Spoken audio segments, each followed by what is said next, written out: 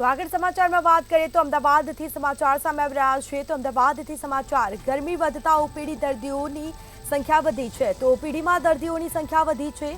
Sola civil હોસ્પિટલમાં એક સપ્તાહમાં ઓપીડીમાં સંખ્યા નોંધાઈ છે, જેમાં 1661 ઓપીડીની સંખ્યા નોંધાઈ. વાયરલ ઇન્ફેક્શનમાં કેસમાં પણ વધારો જોવા મળ્યો છે. છેલ્લા એક સપ્તાહમાં 1560 જેટલા કેસ નોંધાયા છે.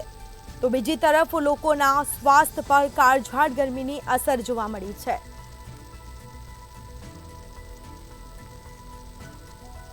તો સમાચાર સામે આવી રહ્યા છે. અમદાવાદમાં ગરમી વધતા ઓપીડીમાં દર્દીઓની સંખ્યામાં વધારો થયો છે.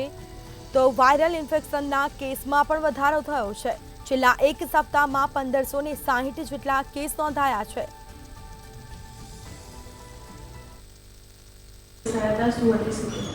हमारी हॉस्पिटल में गए अठवाडियाમાં ओपीडीના દર્દીઓ 10,661 નોંધાયેલા તથા દાખલ દર્દીઓ ગયા અઠવાડિયામાં 959 દર્દીઓ દાખલ હતા.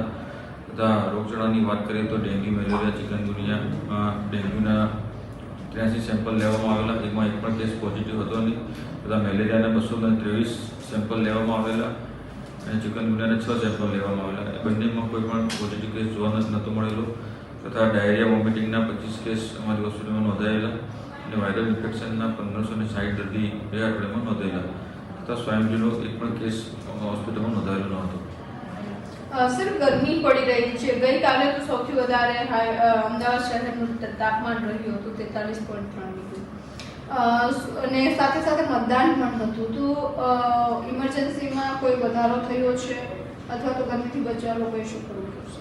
ચોક્કસ ગરમીના કારણે દર્દીઓને ચક્કર આવવા, માથું દુખવું, ઘણા બધા લક્ષણો સાથે આવતા હોય છે દર્દીઓ. અમારી હોસ્પિટલમાં ઇમરજન્સીમાં 24/7 તમામ વિભાગના ડૉક્ટરો, staff nurse, paramedical staff, ambulance છે, બધી વ્યવસ્થા સુસજ્જ કરવામાં આવેલી છે.